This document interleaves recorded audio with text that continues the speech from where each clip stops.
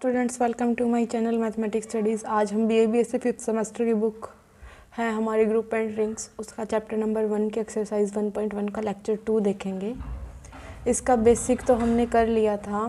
क्या था उसके अंदर कि हम कब किसी भी सेट को कब ग्रुप बोलेंगे और कब बोलेंगे उसको एबिलियन ग्रुप, जब वो हमारी चार property closure property, associative property, existence of inverse and existence of हमारा क्या था आइडेंटिटी अगर हमारा सेटिस्फाई हो जाए तो वो हमारा क्या होता था ग्रुप। और ग्रुप की तो सारी प्रॉपर्टी सेटिस्फाई हो ही जाए और साथ में कम्यूटेटिव प्रॉपर्टी भी सेटिस्फाई हो जाए तो वो होता था हमारा एबिलियन ग्रुप। अब उससे ही रिलेटेड हम नेक्स्ट क्वेश्चन करेंगे। ये कहने की ज़रूरत नहीं होनी चाहिए कि अगर आप लेक्चर 2 देख रहे हो तो लेक्चर 1 आना ज़रूरी है। हर लेक्चर में मैं रिपीट नहीं करूँगी। अगर आप कर रहे हैं चैप्टर तो आपको हर एक लेक्चर लगातार करना पड़ेगा। और जैसे आप सेकंड लेक्चर देख रहे हो तो बिल्कुल वो फर्स्ट लेक्चर से रिलेट करेगा ही करेगा। ठीक है। वैसे तो मैंने ये क्वेश्चन आपको बोला था कि फर्स्ट क्वेश्चन जैसा ही है, फर्स्ट लेक्चर में बोला था कि ये कर लेना, लेकिन इसमें एक प्रॉपर्टी अलग है वो जो मैंने नहीं देखी थी, तो मैं अब आपको एक बार करा रही हूँ। देखो क्या है इसके अंदर। Show that Z the set of all integer is not a group with respect to multiplication. क्या बोला है इसने कि जो सेट ऑफ इंटीजर्स है वो एक ग्रुप नहीं है with respect to multiplication. Multiplication के रिस्पेक्ट में जो हमारा इंटीजर है ना वो एक ग्रुप नहीं है। तो हम क्या करेंगे, करके देखेंगे कौन सी प्रॉपर्टी पे वो सेटिस्फाई नहीं हो रहा है वो हम देखेंगे। ठीक है। तो सबसे पहले होती है हमारी क्लोजर प्रॉपर्टी। ठीक है। क्लोजर प्रॉपर्टी में हम क्या करते हैं कि हमारे पास दो एलिमेंट हैं A और B, वो दोनों के दोनों इंटीजर के अंदर बिलोंग कर रहे हैं। तो हमारा क्या दे रखा है ऑपरेशन मल्टीप्लिकेशन, तो क्या A क्रॉस B भी हमारे इंटीजर में करेगा। देखो अगर A भी हमारा इंटीजर है, ठीक है, मान लो मैंने A कुछ भी लिया 2 और B मैंने लिया मान लो -3। इंटीजर मेरे क्या होते हैं 0, 1, 2 और इन सब के नेगेटिव्स भी। ठीक है। तो मैंने ये लिया आंसर क्या है -6 जो कि इंटीजर में बिलोंग कर रहा है। अगर मैं 0 भी ले लूँ 0,2 ले लूँ तो 0 × 2 क्या आएगा 0 जो कि इंटीजर के अंदर बिलोंग कर रहा है। तो अगर मैं A और B दो Z से ले रही हूँ तो जो मेरा A क्रॉस B मतलब मल्टीप्लाई करने के बाद भी मेरा वो किसके अंदर ही बिलोंग कर रहा है, इंटीजर के अंदर बिलोंग कर रहा है। तो हमारी जो क्लोजर प्रॉपर्टी है वो क्या हो जाती है सेटिस्फाई। तो लिख देना क्लोजर प्रॉपर्टी सेटिस्फाई। ठीक है। सेकंड प्रॉपर्टी मेरी क्या होती है एसोसिएटिविटी। ठीक है। वैसे तो हमें पता ही कि मल्टीप्लिकेशन के अंदर जो एसोसिएटिव प्रॉपर्टी है वो क्या होती है सेटिस्फाई होती है। तो हम लिख सकते हैं कि सिंस सीधा लिख देना आपकी A cross B cross C equal to A cross B cross C for all AB, वो किसके अंदर बिलोंग करेंगे जो हैं वो किसके, फॉर ऑल ABC किसके अंदर बिलोंग करेंगे इंटीजर के अंदर। फॉर एग्जांपल जैसे मैंने A लिया 2, B लिया 3 और C लिया 4, सारे इंटीजर हैं। तो या मैं उन दोनों की मल्टीप्लाई करूँ फिर इसके साथ मल्टीप्लाई करूँ, इन दोनों की मल्टीप्लाई करूँ फिर इसके साथ मल्टीप्लाई करूँ, आंसर तो क्या वह सेम ही आएगा। मतलब जो एसोसिएटिव प्रॉपर्टी होती है मैंने आपको बताया था कि एडिशन के अंदर और मल्टीप्लिकेशन के अंदर लगभग वो सेटिस्फाई होती ही है। ठीक है। तो लिख देना thus associative property is satisfied. Okay, ये लाइन आप लिख लेना। थर्ड प्रॉपर्टी आपकी क्या होती है existence of identity. Existence of identity. Identity क्या होता है हमारा कि हम A लेते हैं जो कि किससे बिलोंग करता है हमारा इंटीजर से। For all A belong to integer हम क्या करें कि A स्टार E हमारा A के इक्वल ही आ जाए। अब यहाँ पे हमारा स्टार क्या है ऑपरेशन क्या है मल्टीप्लिकेशन, कि A मल्टीप्लाई E हमारा A आ जाए।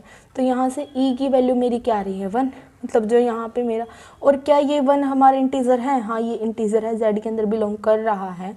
तो जो हमारा आइडेंटिटी एलिमेंट है वो इसके लिए क्या हो गया 1। तो लिख देना for A belong to Z हमारे पास क्या एक आइडेंटिटी ही मिल गया हमें, देयर एग्जिस्टेंट आइडेंटिटी जो कि है 1 जो कि बिलोंग करेगा इंटीजर के अंदर। तो हमारा जो आइडेंटिटी एलिमेंट है वो क्या करता है एग्जिस्ट करता है। ठीक है। देन हमारे पास होती है फोर्थ प्रॉपर्टी, वो क्या होती है एग्जिस्टेंस ऑफ इनवर्स। राइट। फिर मेरे पास ये प्रॉपर्टी होती है। इसके अंदर मेरा क्या होता है एग्जिस्टेंस ऑफ इन्वर्स के अंदर, हम ये देखते हैं कि ए, हम दो एलिमेंट लेते हैं ए और बी जो कि जेड के अंदर बिलोंग करते हैं। देन हम देखते हैं कि ए स्टार बी किसके इक्वल होता है, आइडेंटिटी के इक्वल होता है। यहाँ पे ऑपरेशन का मतलब मल्टीप्लाई, तो ए मल्टीप्लाई बी और ई हमारा क्या रखा है 1, तो यहाँ से हम किसकी वैल्यू निकालते हैं, बी की, तो 1/a आ गया। अब देखो b मेरा क्या है, यहाँ पे इन्वर्स ऑफ a है, राइट। b की वैल्यू आ गई मेरी 1/a। मान लो मैंने a लिया 2, मतलब a तो मेरा क्या होता है कि a हमारा इंटीजर के अंदर बिलोंग कर रहा है, b हम देखेंगे कि वो क्या करेगा। जैसे इस क्वेश्चन के अंदर है ना, ऐसे नॉर्मली अगर ये बोल रखा है ना कि ये ग्रुप है तो वो दोनों ही इंटीजर के अंदर आ जाते हैं, लेकिन इसमें हमें क्या प्रूव करना है कि ग्रुप नहीं है। तो हम यहाँ पे लेके मत चलना, क्योंकि बाद में लगभग इसी में हमारा क्या आता है, अपोज करता है हमारा वो रिजल्ट। देखो क्या है, ए मेरा इंटीजर के अंदर बिलोंग कर रहा है, तो हम क्या निकालेंगे कि क्या मेरा बी भी इंटीजर के अंदर बिलोंग करेगा, हम ये निकालने की कोशिश करेंगे इसके अंदर, ठीक है। तो ए स्टार बी इक्वल टू ए, ई हो गया, तो ऑपरेशन मल्टीप्लाई का, आइडेंटिटी की वैल्यू यहाँ से 1 आ गई, तो बी की वैल्यू आ गई यहाँ पे 1/a। जो ए है ना वो मेरा किसके अंदर है, इंटीजर के अंदर है, तो ए की वैल्यू मैंने मान लो यहाँ से कोई भी वैल्यू उठा ली 2, ठीक है। तो यहाँ से b की वैल्यू मेरी क्या आ जाएगी, 1/2।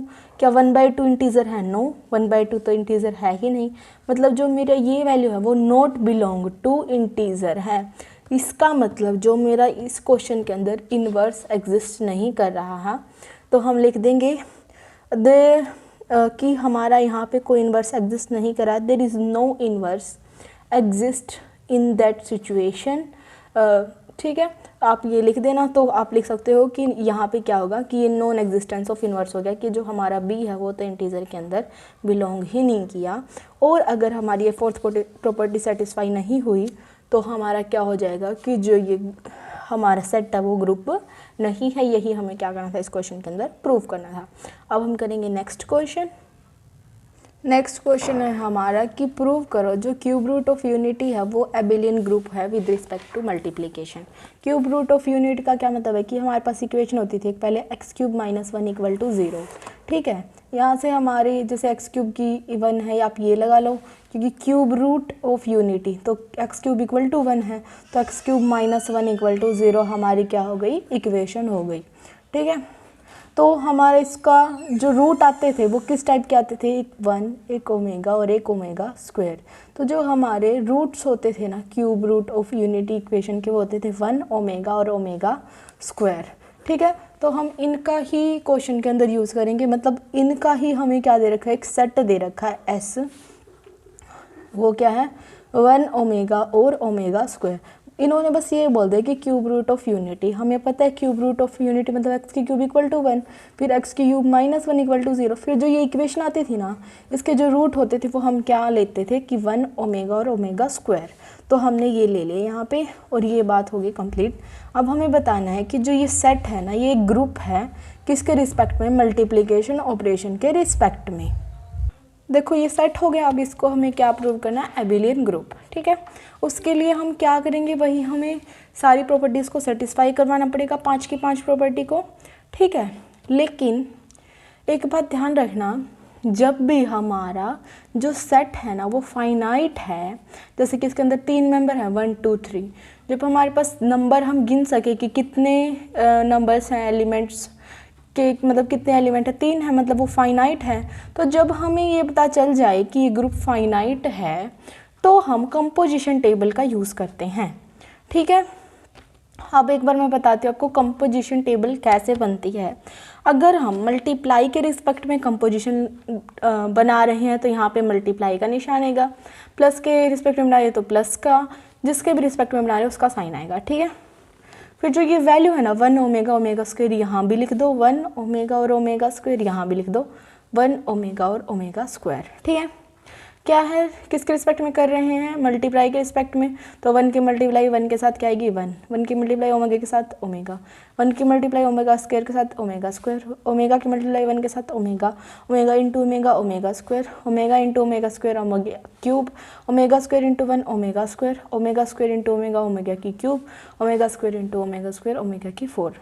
ऑल्सो जो हमारी ये ओमेगा वगैरह की एक बार मैं बता देती हूँ कि जो मेरा ओमेगा होता है वो तो ओमेगा के इक्वल ही है, जो ओमेगा स्क्वायर की वैल्यू है वो मेरी ओमेगा स्क्वायर ही होती है, लेकिन जो मेरी ओमेगा क्यूब है वो किसके इक्वल वैल्यू होती है, उसकी 1 के इक्वल वैल्यू होती है। ओमेगा 4 मेरा क्या हो जाएगा, ओमेगा इंटू ओमेगा क्यूब, ठीक है। तो ओमेगा क्यूब क्या है 1, मतलब ओमेगा 4 की वैल्यू हो गई ओमेगा। ओमेगा 5 की वैल्यू जैसे omega square into omega cube की वैल्यू 1, तो ओमेगा 5 की वैल्यू होगी ओमेगा स्क्वायर, ठीक है। नॉर्मल सी बात क्या है, एक नई बात कि ओमेगा क्यूब की वैल्यू होती है वो क्या होती है हमारी 1। तो यहाँ पे आप लिख देना जहाँ भी ओमेगा क्यूब आए, जैसे यहाँ तो इसकी जगह 1 लिख सकते हो आप, इसकी जगह 1 लिख सकते हो आप। ये तो ओमेगा स्क्वायर है, ओमेगा क्यूब तो मेरा ये था, तो इसकी जगह 1 लिख सकते हो। ओमेगा क्यूब मतलब ओमेगा क्यूब जहाँ भी है ना उसकी जगह आप 1 लिख देना, ठीक है। मतलब एक यहाँ 1 हो गया, एक यहाँ 1 हो गया और एक यहाँ 1 हो गया, तो आप ये इस तरीके से बन गई 1 omega omega square, 1 omega omega square, 1 omega omega square, omega omega square 1 omega square omega cube. जैसे ओमेगा की 4 है, इसको हम क्या लिखते हैं omega cube into omega cube की वैल्यू 1, तो इसकी जगह हमारा 1 इंटू ओमेगा क्या हो गया ओमेगा, तो यहाँ क्या आ जाएगा ओमेगा, ओके। अब ये जो हमारी कंपोजिशन कब बनानी है, जब हमारा फाइनाइट सेट हो, तो ये मैंने इस वजह से यहाँ पे बना ली। अब जो ये मेरी कंपोजिशन टेबल है ना, ये मेरी काफ़ी सारी प्रॉपर्टीज़ में हेल्प कर देगी कि हमें प्रॉपर्टीज़ निकालने की भी नीड नहीं पड़ेगी, हम डायरेक्ट यहाँ से देख के ही बता देंगे कि जो हमारी कुछ प्रॉपर्टी है वो सेटिस्फाई हो रही हैं। जैसे फर्स्ट प्रॉपर्टी है मेरी क्लोजर प्रॉपर्टी, ठीक है। अब क्या करते हैं हम लिखेंगे बाय कंपोजिशन टेबल।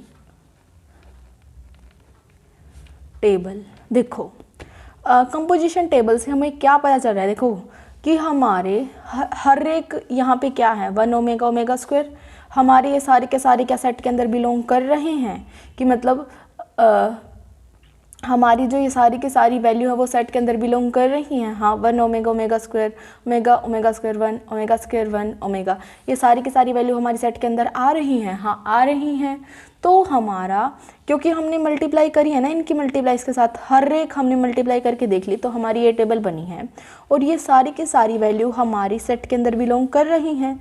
तो हम लिख सकते हैं फॉर ऑल, हम कोई भी इनके अंदर से 2 ए बी उठा लें जो कि बिलोंग कर रहे हैं हमारे किसके अंदर, सेट के अंदर, तो जो हमारा मल्टीप्लिकेशन है हर एक एलिमेंट, वो भी मल्टीप्लाई करने के बाद हर एक एलिमेंट वो भी हमारे किसके अंदर मिल रहा है, एस के अंदर, तो जो हमारी क्लोजर की प्रॉपर्टी है वो क्या हो जाती है, सेटिस्फाई हो जाती है, ठीक है। क्या है कि हमने कोई भी 2 एलिमेंट उठा लिए सेट के अंदर, जैसे कि मान लो 1 और ओमेगा उठा लिया, तो उन दोनों की मल्टीप्लाई इसके अंदर है, हाँ है, उन दोनों की मल्टीप्लाई आई मेरी ओमेगा आई और वो भी सेट के अंदर बिलोंग कर रही है। फॉर एग्जांपल मैंने 1 और ओमेगा स्क्वायर उठा लिया, ठीक है, 1 और ओमेगा स्क्वायर, इन दोनों की मल्टीप्लाई ओमेगा स्क्वायर आई, वो भी सेट के अंदर है। तो यहाँ से हमें डायरेक्ट पता चल जाएगा कि हमारी हर एक की मल्टीप्लाई हम कर रहे हैं तो वो उसी सेट के अंदर बिलोंग कर रही है, तो जो हमारी क्लोजर की प्रॉपर्टी है वो क्या हो जाती है, सेटिस्फाई हो जाती है, ठीक है। सेकेंड प्रॉपर्टी हमारी क्या होती है, एसोसिएटिविटी की, एसोसिएटिव, ठीक है। इसके अंदर हम क्या करेंगे, एक तो आप इसमें क्या लिख सकते हो जो आपकी बुक के अकॉर्डिंग लिख रखा है, और वो बात बिल्कुल सही भी है कि देखो ओमेगा और ओमेगा स्क्वायर हमारे और 1 ये हमारे क्या हैं, ओमेगा और ओमेगा स्क्वायर कॉम्प्लेक्स नंबर हैं, ठीक है, कॉम्प्लेक्स हैं। जो कॉम्प्लेक्स नंबर होते हैं वो हमारी एसोसिएटिव प्रॉपर्टी को सेटिस्फाई करते हैं, तो आप डायरेक्ट लिख सकते हो कि एसोसिएटिव प्रॉपर्टी सेटिस्फाई, ठीक है। लेकिन अगर आप पिछला तरीका लगाना चाहते हैं, ये ए स्टार बी स्टार सी वाला और स्टार बी स्टार सी, ये वाला रूल लगाना चाहते हो, तो आप ए बी सी की वैल्यू ले लो जैसे, ठीक है। ए बी सी हमारे पास 3 एलिमेंट दे ही रखे हैं, 1 ओमेगा और ओमेगा स्क्वायर, ठीक है। और स्टार का मतलब क्या है यहाँ पे मल्टीप्लाई, तो 1 मल्टीप्लाई ओमेगा स्क्वायर, इस तरीके से लिख ही सकते हैं हम। तो मान लो मैं पहले ये उठा के चल रही हूँ, ठीक है, A multiply B multiply C, ठीक है। तो 1 ओमेगा स्क्वायर इंटू ओमेगा की क्यूब, ओमेगा क्यूब किसके इक्वल है, 1 के इक्वल, तो 1 इंटू 1 हमारा क्या आ गया, 1 आ गया, ठीक है। मान लो अब मैं इसको उठा रही हूँ ए क्रॉस बी, क्योंकि ऑपरेशन का मतलब यहाँ मल्टीप्लाई इस वजह से, ठीक है। तो ये आ गया मेरा, ए की वैल्यू मैंने 1 ली है, बी की वैल्यू ओमेगा और इसकी ओमेगा स्क्वायर। 1 इंटू ओमेगा करेंगे तो हमारे क्या आएगा, omega into omega square into omega, omega cube की वैल्यू क्या होगी 1। यहाँ पे भी 1 आया, यहाँ पे भी 1 आया, इसका मतलब ये दोनों इक्वल हो गए, ये दोनों इक्वल हो गए, तो हमारी एसोसिएटिव प्रॉपर्टी क्या हो गई, सेटिस्फाई हो गई। या तो आप इस तरीके से लिख दो या फिर डायरेक्ट लिख दो कि क्योंकि ये कॉम्प्लेक्स और कॉम्प्लेक्स हमारी एसोसिएटिव प्रॉपर्टी को सेटिस्फाई करते हैं तो ये भी सेटिस्फाई करेंगे, तो जो हमारी एसोसिएटिव प्रॉपर्टी है वो सेटिस्फाई हो जाती है। ठीक है, या फिर आप इस तरीके से करके दिखा दो या फिर आप दोनों चीज़ लिख देना। ठीक है, अब है हमारी थर्ड प्रॉपर्टी जो क्या होती है, existence of identity. Existence of identity में क्या होता है हमारा कि ए स्टार ई करें तो हमारा क्या आ जाए, ए आ जाए। यहाँ स्टार मत का मतलब हमारा क्या है वो लिख लेना कि for all A belong to, हमारे ये क्या दे रखी हैं, हमारे ये दे रखे क्यूब रूट ऑफ यूनिटी, मतलब एस सेट के अंदर बिलोंग कर रहा है ए, मतलब ए हमारा 1 ओमेगा और ओमेगा स्क्वायर में से कुछ भी हो सकता है।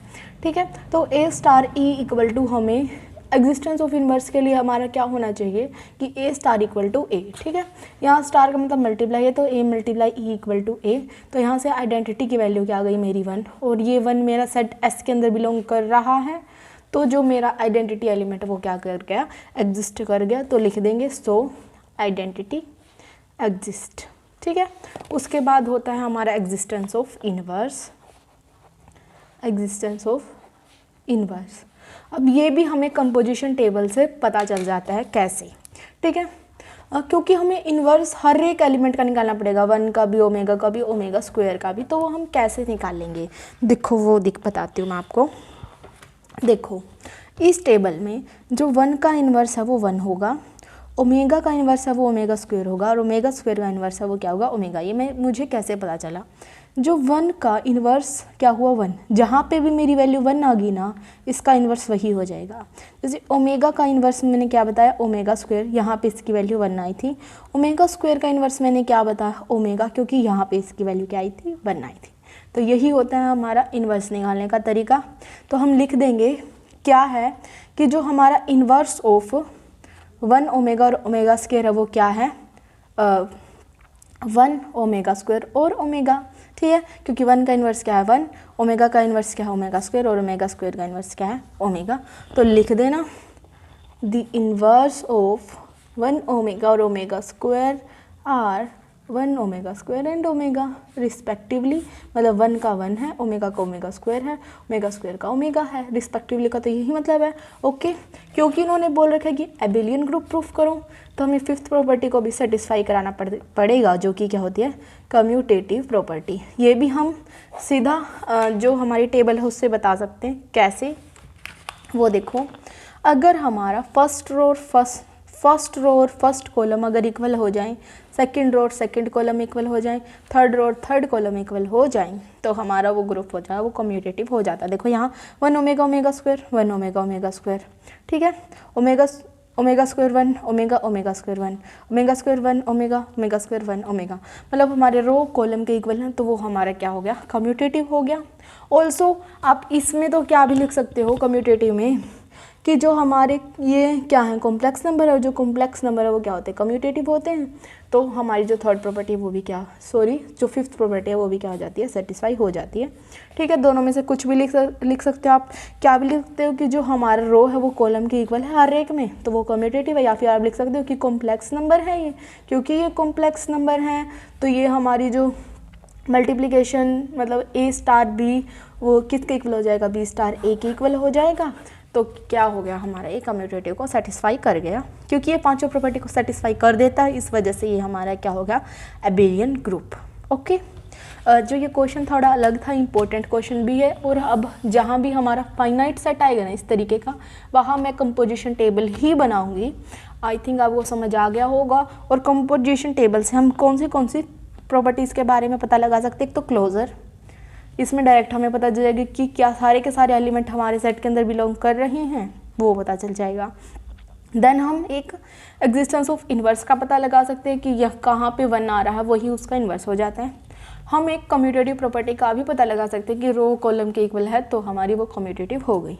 मतलब 3 प्रॉपर्टी तो डायरेक्ट हम कंपोजिशन टेबल से ही बता देंगे। ओके, और जो ये 2 प्रॉपर्टी होती है एसोसिएटिव वाली और एग्जिस्टेंस ऑफ आइडेंटिटी वाली, वो हम जैसे नॉर्मल पहले करते थे उस तरीके से निकाल देंगे। बार बार बोल रही हूँ कि कंपोजिशन सिर्फ और सिर्फ वहीं कंपोजिशन टेबल वहीं बनाऊंगी मैं जहाँ पे जो मेरा सेट दे रखा होगा वो फाइनाइट दे रखा हो, अदरवाइज़ तो हम वही तरीका लगाएंगे। और ये कंपोजिशन टेबल भी कोई मुश्किल नहीं है, बिल्कुल ईजी है। एक क्वेश्चन और करेंगे हम आज, देखो वो क्या है। देखो बिल्कुल इजी क्वेश्चन है। क्या बोल रखे कि हमारे पास लेट कर लिया कि M3 डिनोट कर रहा है हमारा set of all 3x3 non singular matrix. देखो हमें मैट्रिक्स दे रखा है, एक M3 मैट्रिक्स दे रखी है जो कि 3x3 की मैट्रिक्स है हमारी, राइट। शो करना है कि जो ये हमारा जो सेट है मैट्रिक्स का वो क्या है, ग्रुप तो है लेकिन एबिलियन ग्रुप नहीं है। ऑफ कोर्स हमारा जो मैट्रिक्स है एबिलियन ग्रुप नहीं होगा मल्टीप्लिकेशन के रिस्पेक्ट में। क्यों नहीं होगा? क्योंकि वो कम्यूटेटिव, हमारी मैट्रिक्स कभी कम्यूटेटिव होगी ही नहीं मल्टीप्लाई के रिस्पेक्ट में। जब भी हमने 12th क्लास में की है मैट्रिक्स कि A क्रॉस B और B क्रॉस A हमारे कभी भी इक्वल नहीं आते हैं मैट्रिक्स के अंदर, तो ऑफ कोर्स वो कम्यूटेटिव नहीं होगा। और कम्यूटेटिव नहीं होगा तो हमारा एबिलियन ग्रुप भी नहीं बनेगा। लेकिन उन्होंने बोल रखा है कि शो करो कि ये ग्रुप है लेकिन एबिलियन नहीं है। तो अब हम स्टार्ट कर देते हैं। वैसे हमें डायरेक्ट पता चल जाएगा, चल ही गया है वैसे तो, कि यह कम्यूटेटिव नहीं है तो एबिलियन तो नहीं है पक्का। अभी ग्रुप की प्रॉपर्टीज़ को वो किस तरीके से सेटिस्फाई कर रहा है वो हम स्टार्ट करते हैं। अब फर्स्ट प्रॉपर्टी क्या होती है हमारी, क्लोजर की प्रॉपर्टी, ठीक है, US क्लोजर प्रॉपर्टी। देखो इसके अंदर हमारा क्या होता है क्लोजर की प्रॉपर्टी के अंदर, कि हमारा जो A और B है, कोई भी दो हम क्या लेंगे इसके अंदर, मैट्रिक्स लेंगे कि कोई भी दो मैट्रिक्स हैं वो हमारी इसके अंदर बिलोंग कर रही हैं हमारे 3x3 मैट्रिक्स के अंदर, ठीक है। फॉर ऑल हमने कोई भी A B ले लिया जो कि हमारी मैट्रिक्स 3x3 के अंदर बिलोंग कर रही हैं, ठीक है। मान लो हमने A की मल्टीप्लाई B के साथ कर दी। मान लो मेरी एक कोई भी A मैट्रिक्स है वो भी 3x3 की है, B कोई मैट्रिक्स है वो भी 3x3 की है। अगर हम उन दोनों की मल्टीप्लाई करेंगे तो ऑफकोर्स वो भी 3x3 की मैट्रिक्स ही आती है हमारी, राइट। जैसे मेरी मैट्रिक्स है ये 1 2 3 4 5 6 7 8 9 और एक इस तरीके की ही हमारी एक ये मैट्रिक्स है। तो हम जब इनकी मल्टीप्लाई करते हैं वो भी 3x3 की ही आती है, तो वो भी हमारी किसके अंदर ही बिलोंग करेगी, M3 के अंदर ही बिलोंग करेगी। तो आप लिख देना कि ये इसके अंदर बिलोंग करें, उनका मल्टीप्लिकेशन भी 3x3 मैट्रिक्स के अंदर ही आएगा। तो हमारी जो क्लोजर प्रॉपर्टी है वो क्या हो जाती है, सेटिस्फाई। ये आपको ऐसे वर्डिंग के अंदर लिखना पड़ेगा, ओके। आपकी बुक में दे ही रखा, ये तो मैं आपको समझा रही हूँ तो आप यहाँ से कर रहे हो। वर्डिंग आपकी बुक में जिस तरीके से लिखी हुई होती है कि ये हमारा इस तरीके से है, ये सेटिस्फाई हो जाएगा कि हमारा सिंपल अगर M3 के अंदर है तो जिनकी मल्टीप्लिकेशन है वो भी M3 के अंदर आएगी, तो जो हमारी क्लोजर प्रॉपर्टी है वो क्या हो जाती है, सेटिस्फाई। तो आप यहाँ पर वर्डिंग में लिख देना वो भी, ओके। देन सेकेंड प्रॉपर्टी होती है हमारी एसोसिएटिव प्रॉपर्टी, एसोसिएटिव प्रॉपर्टी, ठीक है। इसके अंदर हमारा क्या है कि जो मेरी मैट्रिक्स है A B C वो सारी की सारी किसके अंदर बिलोंग करें, M3 के अंदर। मतलब ये हमारी तीनों ही की तीनों जो मैट्रिक्स है वो 3x3 की मैट्रिक्स हैं, ठीक है। तो हमारी A cross B cross C इस टाइप की मैट्रिक्स होगी। मान लो ये भी 3x3 के, ये भी 3x3 के। जब हम इनकी मल्टीप्लाई करेंगे तो वो भी 3x3 की मैट्रिक्स आएगी, राइट। और जब इसके साथ करेंगे वो भी 3x3 की मैट्रिक्स आएगी, ओके। और अगर मैं ये कर लूँ, इन दोनों की मल्टीप्लाई करूँ वो भी 3x3 की मैट्रिक्स आएगी, फिर इसके साथ मल्टीप्लाई करूँ वो भी 3x3 की मैट्रिक्स आएगी। तो ये हमारे क्या हो जाएंगे, इक्वल हो जाएंगे। For all A B C जो कि किसके अंदर बिलोंग करें, M3 के अंदर, मतलब 3x3 की मैट्रिक्स के अंदर। तो जो ये हमारी एसोसिएटिव प्रॉपर्टी है वो भी क्या हो जाती है, सेटिस्फाई हो जाती है। देन हमारी थर्ड प्रॉपर्टी होती है यहाँ पे एग्जिस्टेंस ऑफ आइडेंटिटी, ठीक है, एग्जिस्टेंस ऑफ आइडेंटिटी। इसके अंदर हमारे यूजुअली क्या होता है कि A star E equal to हमारा होना चाहिए A, right. A star E equal to हमारा होना चाहिए A, जहाँ यहाँ पे इसका मतलब क्या है, हमारा multiply A multiply E equal to A। अब हमारा A कि हम किसके साथ मल्टीप्लाई करें, A ही आ जाए, तो ऑफ कोर्स वो हमारी क्या होती है, आइडेंटिटी मैट्रिक्स होती है। तो जो हमारी E है अब की बार वो हमारा क्या हो गया, आइडेंटिटी मैट्रिक्स। और कितने ऑर्डर की, 3x3 ऑर्डर की होगी वो। तो हमारी जो ये आइडेंटिटी एलिमेंट अब की बार क्या बनेगा, आइडेंटिटी मैट्रिक्स कितने ऑर्डर की, 3 ऑर्डर की, जो कि किसके अंदर बिलोंग करेगी, M3 के अंदर। तो जो हमारा आइडेंटिटी एलिमेंट है वो भी क्या हो गया, एग्जिस्ट हो गया एज एन, किस तरीके से एग्जिस्ट हो गया, वो आइडेंटिटी मैट्रिक्स के रूप में वो एग्जिस्ट हो गया। तो जो हमारा I3 है वो क्या हो गया, हमारी आइडेंटिटी मैट्रिक्स, और जो कि M3 के अंदर भी क्या कर रही है, बिलोंग कर रही हैं। अब हमारा नेक्स्ट क्या होता है, एग्जिस्टेंस ऑफ इन्वर्स। देखो एग्जिस्टेंस ऑफ इन्वर्स के अंदर हम क्या लेते हैं कि जो हमारा A एक मैट्रिक्स है किसके अंदर बिलोंग कर रही है, हमारी यहाँ पे M3 के अंदर बिलोंग कर रही है, तो उसके लिए कोई हमारी B एग्जिस्ट हो जाए, जो भी M3 के अंदर एग्जिस्ट कर जाए, तो वो हमारा जो B है वो हमारा क्या हो जाता है, इन्वर्स हो जाता है A का। जिसके अंदर हमारा क्या होता है कि A star B equal to किसके होना चाहिए, आइडेंटिटी के। यहाँ पे इसका मतलब क्या है, मल्टीप्लाई, तो A मल्टीप्लाई B किसके इक्वल है, आइडेंटिटी का मतलब है I3 मैट्रिक्स के इक्वल है। ठीक है, यहाँ से हमें किसकी वैल्यू निकालनी है, B की, तो ये क्या हो गया, identity into A inverse. Identity की मल्टीप्लाई इसके साथ करेंगे तो क्या ही आएगा, A इन्वर्स ही आएगा, मतलब B हमारा क्या हो गया, A इन्वर्स। अब देखो मान लो मेरा जो A है ना वो 3/3 की मैट्रिक्स है, तो ऑफकोर्स मेरा जो A इन्वर्स होगा वो भी किसकी मैट्रिक्स होगी, 3/3 की, तो वो किसके अंदर बिलोंग करेगी, M3 के अंदर बिलोंग करेगी। तो जो मेरा इन्वर्स है वो एग्जिस्ट हो गया M3। ठीक है, तो जो मेरा ये सेट है वो क्या बन गया, एक ग्रुप बन गया। सो द सेट इज़ हमारा ग्रुप हो गया। अब हमारी फिफ्थ प्रॉपर्टी होती है कम्यूटेटिव की प्रॉपर्टी, कम्यूटेटिव की प्रॉपर्टी। ठीक है, उसके अंदर हमारा क्या होता है कम्यूटेटिव की प्रॉपर्टी के अंदर कि जो हमारा A स्टार B है ना वो B स्टार A की हमें इक्वल दिखाना होता है, लेकिन मैट्रिक्स के अंदर A cross B never equal to B cross A होता है हमारा। सिर्फ एक आधे स्पेशल केस होते हैं जब हम उनके ऊपर काफ़ी सारी प्रॉपर्टीज़ अप्लाई कर देते हैं, जो कि हमारे 12th क्लास की बुक में एक ही क्वेश्चन आता था कि हम उसको कोलिनियर टाइप से कुछ मान लेते थे, तब हमारे वो इक्वल होते थे। अदरवाइज़ हमारी ये प्रॉपर्टी कभी भी सेटिस्फाई नहीं होती। और हम तो क्या लेते हैं, अगर हमारा एक भी केस फेल हो जाए ना तो भी हम उनको इक्वल नहीं, नॉट इक्वल ही लेके चलते हैं, राइट, मैथ्स के अंदर। तो जो हमारी A क्रॉस B है वो not equal to B cross A होती है मैट्रिक्स के अंदर, तो जो ये हमारी कम्यूटेटिव प्रॉपर्टी है वो सेटिस्फाई नहीं होती है, not satisfy. Commutative property is not satisfy, so it is not an abelian group। तो जो ये हमारा ग्रुप है वो abelian ग्रुप नहीं होगा। ओके, एक क्वेश्चन हो रहा है मेरा, नेक्स्ट क्वेश्चन थोड़ा इससे ही रिलेटेड है, लेकिन क्योंकि वीडियो की लेंथ ज़्यादा हो गई है तो वो मैं नेक्स्ट लेक्चर के अंदर ही कराऊंगी, नेक्स्ट क्वेश्चन नेक्स्ट लेक्चर के अंदर।